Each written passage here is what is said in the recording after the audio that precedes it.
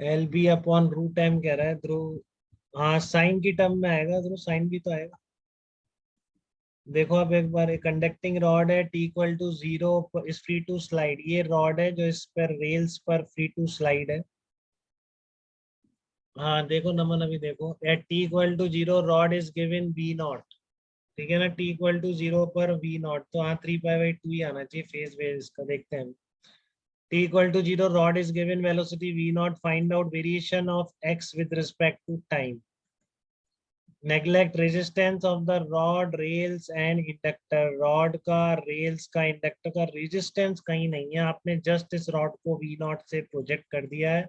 तो इसका position time के साथ कैसे वेरी करेगा, एक बात गौर से देख लो। ये 0 पर यहाँ पर दिखा रखा है x इक्वल टू 0, ये पॉजिटिव x एक्सिस बोल रखा है, तो इनिशियल वेलोसिटी इसकी माइनस v नॉट बोली जाएगी। ठीक है ना, इनिशियल वेलोसिटी क्या बोली जाएगी इसकी, एक्सेस की वजह से केवल इस डायरेक्शन में माइनस वी नॉट बोली जाएगी। तो कैसे करें, तो ऐसे बहुत सारी प्रॉब्लम बन सकती हैं as a combination of mechanics and EMI.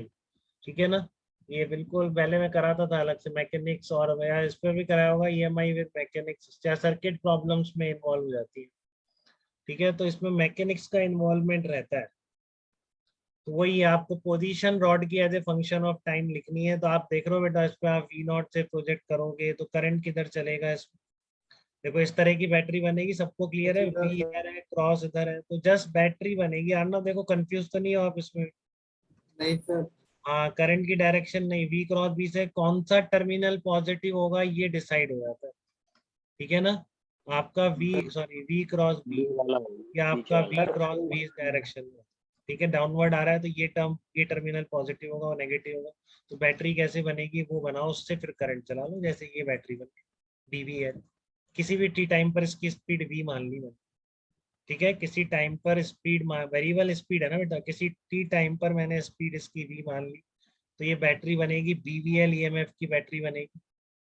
ठीक है, बैटरी कितने की बनेगी, बीवीएल ईएमएफ की बैटरी बनेगी। ठीक है, मैग्नेटिक फोर्स किस डायरेक्शन में आएगा, मैग्नेटिक फोर्स किस अपोजिट, डायरेक्शन में मतलब आएगा। इसकी जो अपोजिट।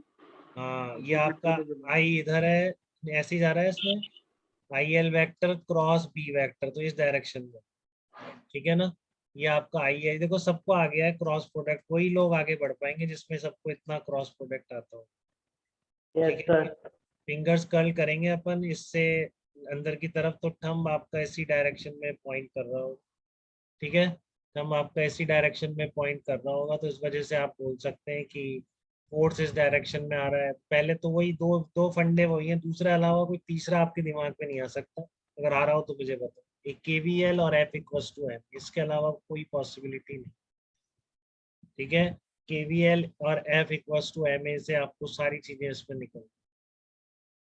ठीक है ना, KVL and F is equal to M A, तो केवीएल लिख दो पहले। तो आपको पता है इस तरह से करंट चल रही है तो ऐसे ही चलोगे, क्योंकि इंडक्टर है ना, इंडक्टर इस, तो V A plus B V L, inductor दिखा, कुछ नहीं पता बढ़ रही घट रही है, बता भी नहीं सकते आप क्या हो रहा है।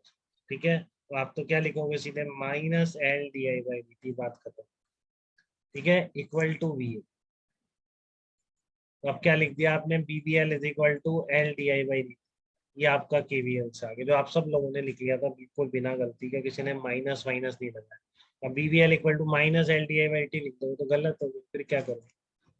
ठीक है ना, तो वो चक्कर में पढ़ना ही नहीं है। सीधा सा आपको क्या लिखना है, करंट की डायरेक्शन में क्रॉस करो इंडक्टर को, minus L D I by D T, बात खत्म। ठीक है, मोहित पुनिया क्लियर है बेटा, आपको डाउट तो नहीं है इस प्रॉब्लम में, बताइए।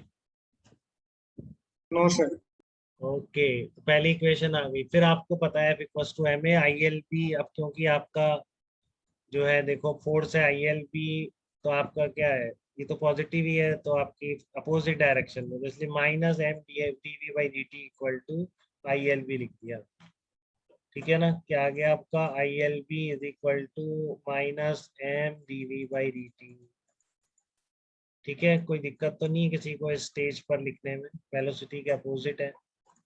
ठीक है, तो ये पूरा आप पॉजिटिव लिख रहे हो तो क्या लिख दोगे, minus M D V by D T. तो आप ऐसे कैसे सॉल्व करोगे, इसमें तो ऐसे तो दिख नहीं रहा कि यहाँ कुछ लगते हैं और बी अदर चला जाए टी इधर चला जाए, तो ऐसा कई बार हो सकता है आपकी लाइफ। ठीक है।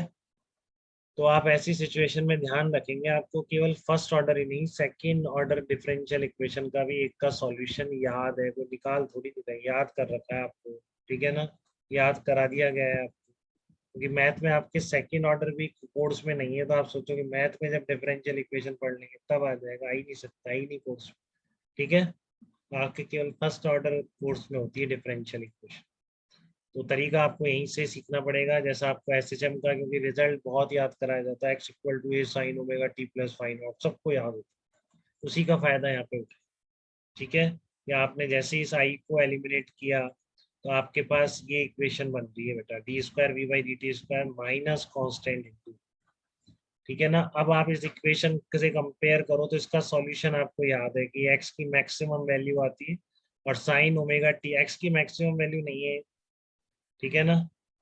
क्लियर है, ये एक जस्ट एक पॉजिटिव नंबर है, क्योंकि आपको पता है ना ये x माइनस एक्स इक्विलिब्रियम भी आता है, ठीक है। तो अभी वो जीरो है यहाँ पर, इसलिए आप बोल सकते हैं कि v की क्या है, मैक्सिमम वैल्यू। कई बार ये स्टैंडर्ड मान के मत बैठ जाइए, ठीक है ना। ये अगर x माइनस एक्स इक्विलिब्रियम होता है तो आपको याद कराया गया, ये क्या आता है, x माइनस एक्स इक्विलिब्रियम आता है इसकी, ठीक है ना, ऐसा आता है। तो यहाँ पर D square V by D T square, तो v क्या आ जाएगा, ये आ गई बेसिकली, तो v क्या आ जाएगा, v max sine omega T plus five, V max कितना होगा, वी नॉट है, और टी इक्वल टू जीरो पर कितना है, वी माइनस वी नॉट है, तो आप रख दो इसमें। देखो बेटा इसी से कंपेयर करके आया, जैसे यहाँ पर एक्स था sine omega T plus five naught, तो v is equal to maximum value of v, क्योंकि यहाँ पर वी माइनस कुछ नहीं है, sine omega T plus five naught. बताइए यहाँ तक बात समझ में आ रही है सब। तो वी मैक्स कितना है, वी नॉट है, टी इक्वल टू जीरो पर, माइनस वी नॉट है basically, t equal to zero पर, तो आपने ये करा माइनस वन, तो five naught three pi by two, तो v equal to v naught sine omega T plus three by two, v कितना आ गया, minus we naught cos omega t. But आपसे वी तो नहीं पूछा था, आपसे तो position as a function of time पूछ रहा था, तो कितना आ गया, इंटीग्रेट कर दो D X by D T रख के, तो minus we naught upon omega sine omega T आपके पास इक्वेशन आ जाएगी। ओमेगा कितना है, under root L square B square upon M into L, ठीक है ना, L square B square upon M into L का अंडर रूट, ये आपका ओमेगा निकल के। तो ये प्रॉब्लम थोड़ा सा लेंदी था, बट आप लोगों को क्लियरली समझ में आ गया क्या ये प्रॉब्लम, तो बताइए, ठीक है। इक्वेशन बेसिक दो ही थी, बाकी पूरी मैथ्स थी बेटा, वो एसएचएम वाली जो मैथ्स थी डिफरेंशियल इक्वेशन की, वो आनी भी चाहिए आपको, ठीक है ना। बाकी कोई डिफरेंस नहीं था इस प्रॉब्लम में जो कोई टफ बना दे, क्योंकि आपको F equal to M A आता है और B B L equal to L D I by D T, इसमें ये कंफ्यूजन हम कर ही नहीं सकते कैसे चले, या किसी ने प्लस कर दिया या माइनस लेके घूम रहा है, ऐसा हो ही नहीं सकता। अगर आपने केवीएल प्रॉपरली लिखना सीखा है, तो बैटरी बनाई, करंट चलाया, ठीक है, करंट की डायरेक्शन में ही क्रॉस किया, अपने आप माइनस एल डी अपने आप निकल के आ गया, F equal to M A, ये मैं कई बार कहता हूँ, फोर्स आपका पॉजिटिव डायरेक्शन में, तो ये पॉजिटिव चीज है, आप इसको M D V by D T नहीं लिखोगे, क्योंकि नहीं तो फिर ये आपका फोर्स क्या जाएगा, नेगेटिव आ, ठीक है। आप क्या लिखोगे, क्योंकि v कम हो रहा है तो माइनस डी वी बाई, अब फिर आपकी बिल्कुल सेकंड ऑर्डर डिफरेंशियल इक्वेशन है, A sine omega T plus five naught, A आपको गिवन है, नहीं तो ये दोनों बाउंड्री कंडीशन से निकलते हैं। फाइव नॉट निकालने के लिए आपने टी इक्वल टू जीरो वाली कंडीशन यूज कर ली, तो वो थ्री पाई बाई टू। तो ये velocity as a function of time, this is position as a function of time, ठीक है। तो कोई डाउट किसी को इसमें बताइए।